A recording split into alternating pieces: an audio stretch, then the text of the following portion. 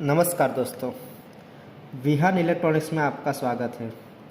आज हम लोग देखेंगे एसएमपीएस पावर सप्लाई के बारे में।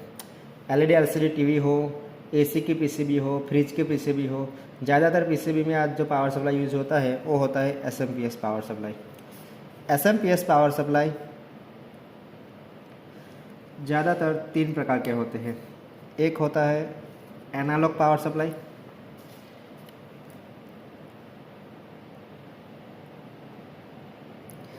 दूसरा होता है पीडब्ल्यूएम और तीसरा होता है पीएफसी।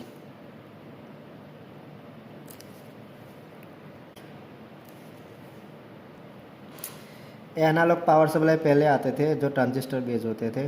अभी मोस्ट ऑफ लिए पीडब्ल्यूएम और पीएफसी वाले होते हैं। दूसरा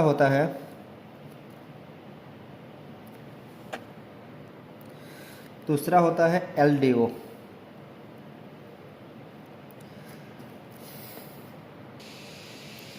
एलडीओ का फुल फॉर्म होता है लो ड्रॉप आउट।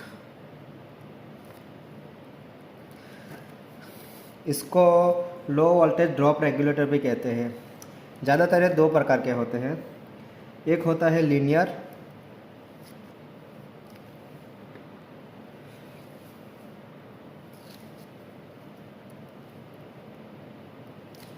और दूसरा होता है बक। ये जो बक रहता है इसका यूज़ मोस्टली मदरबोर्ड में होता है, जैसे कि 12 वोल्ट इन लेके 5 वोल्ट आउट, 5 वोल्ट इन लेके 3.3 वोल्ट आउट, 3 पॉइंट इन लेके 1.2 वोल्ट आउट, जिसके लिए बक रहता है। ये बक के बारे में भी हम देखेंगे। तीसरा रहता है इन्वर्टर या फिर इसको बूस्ट भी बोलते हैं। ये इन्वर्टर जो रहता है वो ज़्यादातर एलईडी टीवी में बैकलाइट सेक्शन में यूज़ होता है। ये हमारा पीएफसी पावर सप्लाई है, वो भी वन टाइप ऑफ बूस्ट ही है।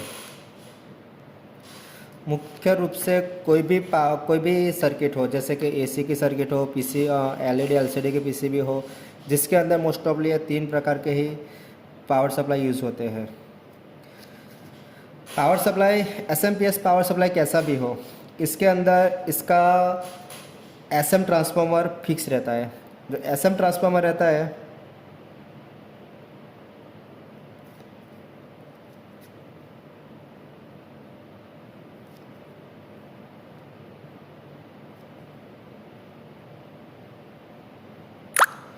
एसएम ट्रांसफार्मर के अंदर मोस्टली तीन वाइंडिंग होते हैं। एक होता है इसका ये प्राइमरी, एक ये होता है ये ऑक्सिलरी होता है, और एक ये होता है इसका सेकेंडरी आउटपुट।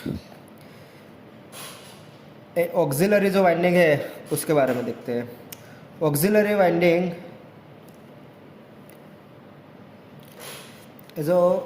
वाइंडिंग होता है, ऑक्सिलरी वाइंडिंग मोस्टली एसएमपीएस का वीसीसी सप्लाई के लिए यूज होता है। ऑक्सिलरी वाइंडिंग में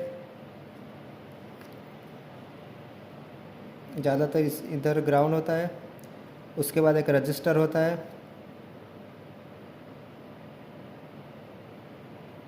उसके बाद डायोड लगा के इसको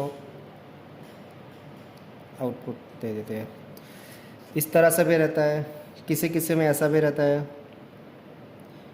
पहले डायोड लगा देते हैं, उसके बाद रजिस्टर, वो कैसा भी हो सकता है, और उसके बाद कैपेसिटर, ऐसा भी रहता है।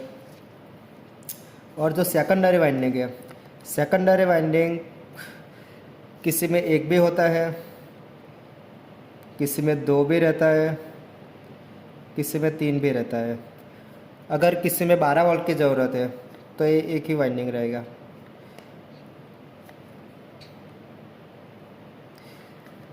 अगर किसी में 2 वोल्टेज है, ये 12 है और ये 5 है, तो दो भी रहते हैं। इसके अंदर इसको ग्राउंड कर देते हैं और इधर से आउटपुट ले लेते हैं। ये 12 का रहेगा, ये 5 का रहेगा, ऐसा भी होता है। अगर किसी में इस तरह से दिया है कि 12 वोल्ट 3 एम्पियर, तो ये तार मोटा रहेगा। और किसी में इस तरह से दिया है कि 5 वोल्ट 1 एम्पियर, तो इसका जो तार रहेगा वो पतला रहेगा। जितना तार मोटा रहेगा उतना एम्पियर कैपेसिटी ज़्यादा रहेगा। अगर किसी में एम्पियर ज़्यादा चाहिए तो इस तरह से वाइंडिंग दिया होगा। अगर किसी में ऐसा भी रहता है कि इधर से बार, इधर से टैपिंग लेके इधर से 5, तो उसके अंदर वोल्टेज को महत्व दिया है, एम्पियर को महत्व नहीं दिया है। सेकेंडरी वाइंडिंग इस तरह से रहता है। और ये प्राइमरी रहता है, प्राइमरी वाइंडिंग रहता है। एसएम ट्रांसफार्मर मोस्टली ऐसा ही रहता है। ज़्यादातर उसका सेकेंडरी में कुछ चेंजेस रहते हैं, उसका प्राइमरी और ऑक्सिलरी वाइंडिंग में इतना चेंजेस नहीं रहता है। अगर एलईडी एलसीडी का एसएम है तो उसका जो एसएम होगा, उसका जो ऑक्सिलरी होगा, उसका यूज़ केवल इस प्राइमरी कॉइल की जो PWM आईसी है उसका VCC के लिए रहेगा।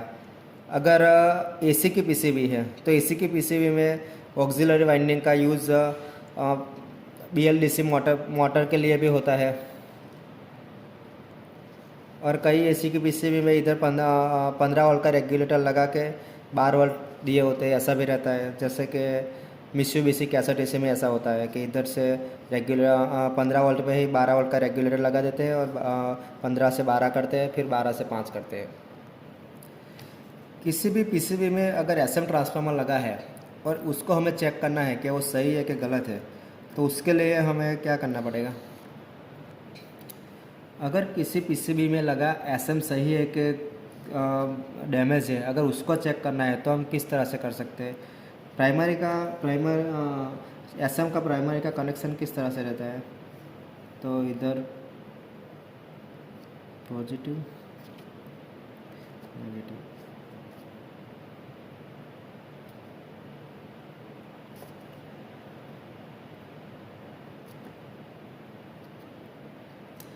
ये अगर मॉस्फेट है तो उसका ड्रेन रहेगा, ये सोर्स रहेगा, ये गेट रहेगा।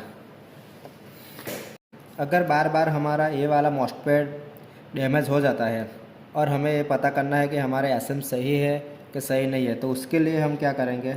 इसका जो सेकेंडरी रहता है, अगर सेकेंडरी 12 वोल्ट का है तो इधर 12 वोल्ट का एक लैंप लगा देंगे। और ये जो पॉजिटिव रहता है, पॉजिटिव के ऊपर इधर हम 220 के का, सबसे पहले तो इसको हम इधर से काट देंगे।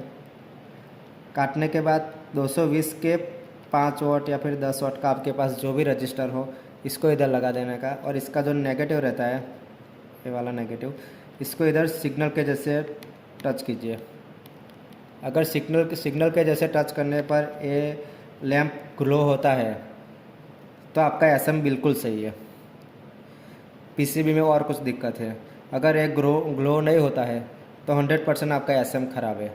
इसको हम कंटिन्यूटी से भी चेक कर सकते हैं, इसका हेनरी मीटर से भी चेक कर सकते हैं, लेकिन ये इसका बेस्ट तरीका है चेक करने का। आपको पूरा पता चल जाएगा कि इसके एसएम सही है कि गलत है। तो ये था हमारा एसएम ट्रांसफार्मर के ऊपर एक छोटा सा वीडियो। तो आज हमने देखा कि AC की PCB हो, फ्रिज की PCB हो, कि LED LCD TV की PCB हो, उसके अंदर मोस्ट ऑफली कितने प्रकार के पावर सप्लाई यूज़ होते हैं। एक एक करके हमें सभी पावर सप्लाई के ऊपर वीडियो देंगे, सभी के ऊपर हम एक एक वीडियो देंगे। तो प्लीज़ हमारा वीडियो पसंद आया हो तो उसको लाइक कीजिए, शेयर कीजिए और सब्सक्राइब कीजिए। Thank you.